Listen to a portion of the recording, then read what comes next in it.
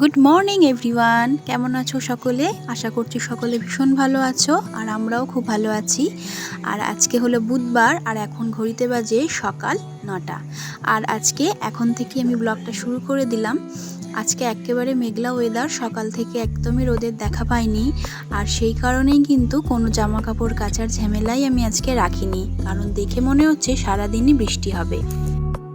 আর সকালে সমস্ত বাসি কাজ সেরে স্নান হয়ে গিয়েছে আমার, আর সাথে পুজোটাও সেরে নিয়েছি।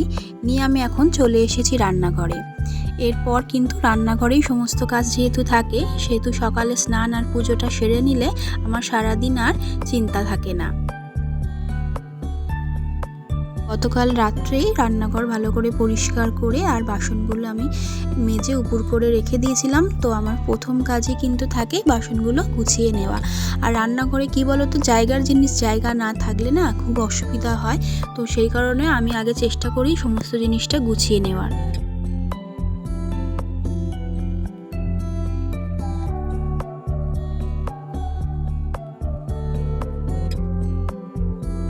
আর এরই মধ্যে বন্ধুরা বৌদি মাছ নিয়ে চলে এসছে, তো ভাবলাম সকাল সকাল মাছটা নিয়ে নিই, তাহলে আর চিন্তা থাকবে না যে কি রান্না করব আজকে। তা উনি আজকে নিয়ে এসেছিলেন পার্শে মাছ আর পাঙস ট্যাংরা, আর ওইদিকে নিয়ে এসেছিল ছোটো চিংড়ি।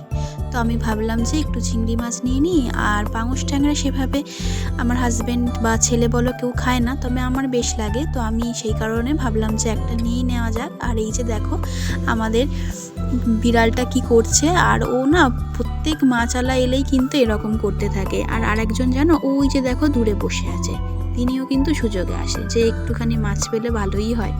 তো চলো, আমার মাছ নেওয়া হয়ে গেছে, এখন বাড়ি যাই।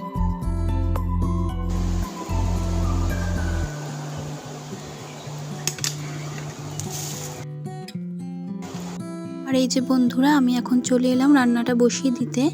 আসলে মাছের বৌদি আসতে আর ওনার সঙ্গে একটু কথা বলতে কিন্তু আমার একটু দেরি হয়ে গেল, তো চটপট করে নিই। আর এখন হাজব্যান্ড ঘুমাচ্ছে।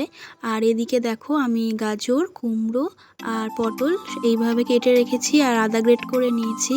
আর ডালিয়া আর ডালটাকে ধুয়ে রেখে দিয়েছি, আর এর সঙ্গে দিয়েছি একটু সয়াবিন। তো আজকে বানাবো ডালিয়ার খিচুড়ি। আর হাজব্যান্ড যেহেতু সয়াবিন খেতে ভীষণ ভালোবাসে, তো সেই কারণে আমি আজকের এটাতে একটু সয়াবিন অ্যাড করে দিলাম। আর ফোড়নে দিয়ে দিলাম 5 ফোড়ন তেজপাতা। আর তেজপাতা দেওয়ার আগেই তো পড়ে গেল, দেখলে তাড়াহুড়ো করলে এই হয়। তো সব গুছিয়ে নিয়ে সেই কারণে করার চেষ্টা করি। তো চলো আমি খিচুড়িটা বসিয়ে দিই। ওদিকে কিন্তু আবার আমাকে ভাতও বসাতে যেতে হবে একটু, কারণ ছেলে এসে আবার একটু ভাত খেতে চায়। তো ডালিয়ার খিচুড়ি আমি আর হাজব্যান্ড দুজনে খেয়ে নেব। তো চলো আমি চটপট করে নিই।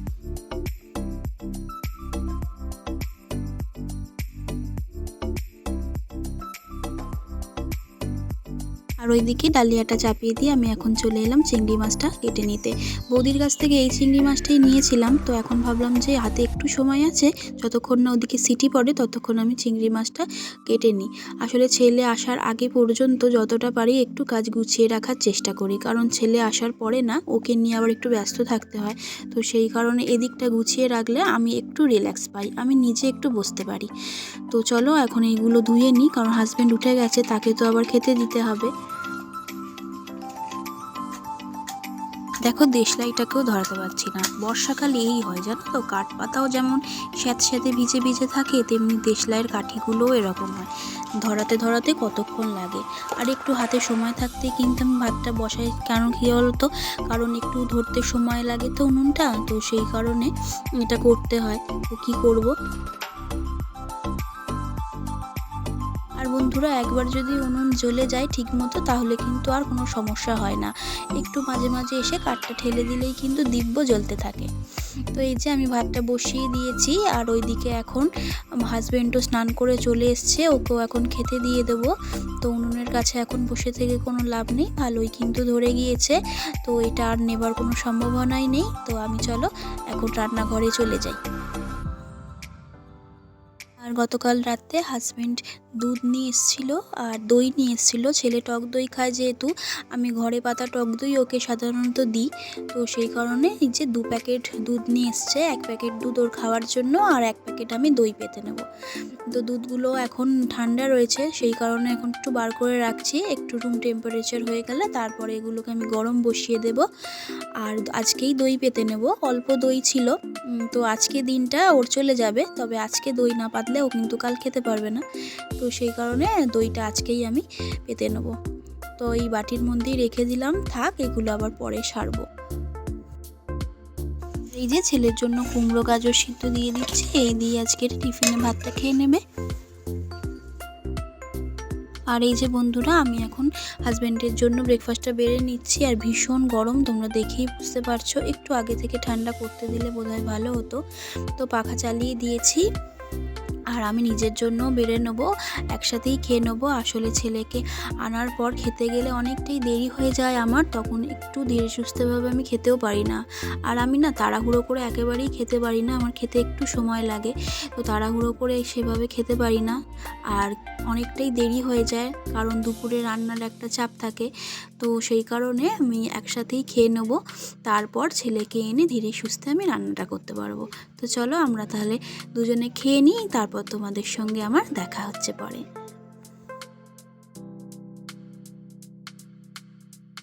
যে বন্ধুরা, হাজব্যান্ড এখন রেডি হয়ে গিয়েছে আর ও এই যে বেরিয়ে যাচ্ছে, আর আমি ওকে এখন এগোতে এসেছি।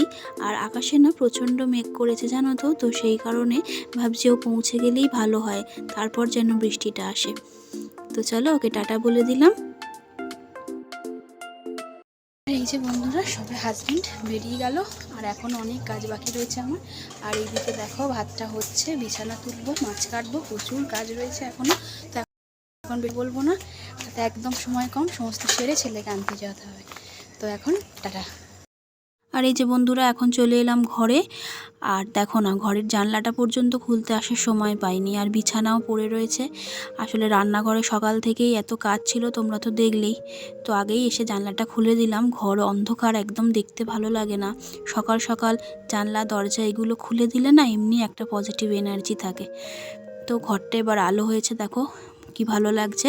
তো চলো বিছানাটা গুছিয়ে নিই, আর তোমাদের সঙ্গে আমি একটু গল্প করি। আসলে কি বলো তো, হাজব্যান্ড যেহেতু দেরি করে ওঠে, এক এক সময় তো 11টাও বেজে যায়, কখনো 11:30, 12টা। আসলে আমার হাজব্যান্ডের তো রাতেই ডিউটি বেশি থাকে, তো সেই কারণে অনেক রাতে আসে, আর উঠতে উঠতেও অনেকটা দেরি হয়, আর বিছানা গোছাতেও আমার প্রায় অনেকটাই দেরি হয়ে যায়। কি করব বলো, একটা মানুষ ঘুমিয়ে থাকলে তাকে ডেকে কি বিছানা ওইভাবে তোলা যায়? তো আজকে যেহেতু বেরিয়ে গেল, তো বিছানাটা আমি এখন গুছিয়ে নিলাম। আর এই যে বন্ধুরা দেখো, আমি ছেলেকে নিতেও চলে এসেছি, আর ছেলে এখন সাইকেল নেবে, তো সে কারণে দাঁড়িয়ে রয়েছে। তো চলো এখন বাড়ি যাই। এই যে বন্ধুরা, ছেলেকে খাওয়া দাওয়া করিয়ে দিয়েছি, ছেলে এখন টিভি দেখছে, আর আমি চলে এসেছি রান্নাঘরে, রান্নাটা বসিয়েও দিয়েছি।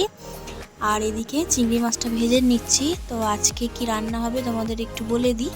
আজকে রান্না করছি চিচিঙ্গে, বেগুন, ঢেঁড়স, পটল, আলু দিয়ে চিংড়ি মাছের চচ্চড়ি। আর বেগুনটা তো আমাদের গাছের, তোমরা তো সকলে জানো। আর আলু বেগুন দিয়ে ভোলা মাছ ছিল গতকালের, তো সেইটা আজকে তরকারি করে নেব। আর এখন বন্ধুরা বাজে 12টা, বেলা 12টা বেজে গেল দেখতে দেখতে। আর একটু আগে কি বৃষ্টি হয়ে গেল, তো সেই কারণে রান্নাঘরে সমস্ত কিছু গুছিয়ে নিয়ে তো বসতে হয়, তো আসতে আমার ওই জন্য একটু দেরি হয়ে গেল। তো চচ্চড়িটা এই যে আমি এখন বসিয়ে দিচ্ছি। তো গুছিয়ে নিয়ে যেহেতু বসেছি, আর উনুন তো ভালোই জ্বলছে, তাড়াতাড়ি রান্নাটা হয়ে যাবে। ছেলেকে আশা করছি 1টার মধ্যেই খাইয়ে দিতে পারবো।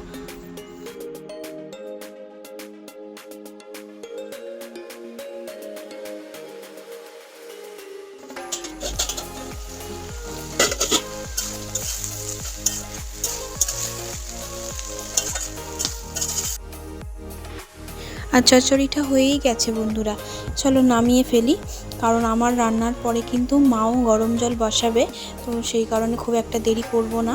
তো চলো চচ্চড়িটা নামিয়ে নিই, আর মাছ ভাজাটা বসিয়ে দিই।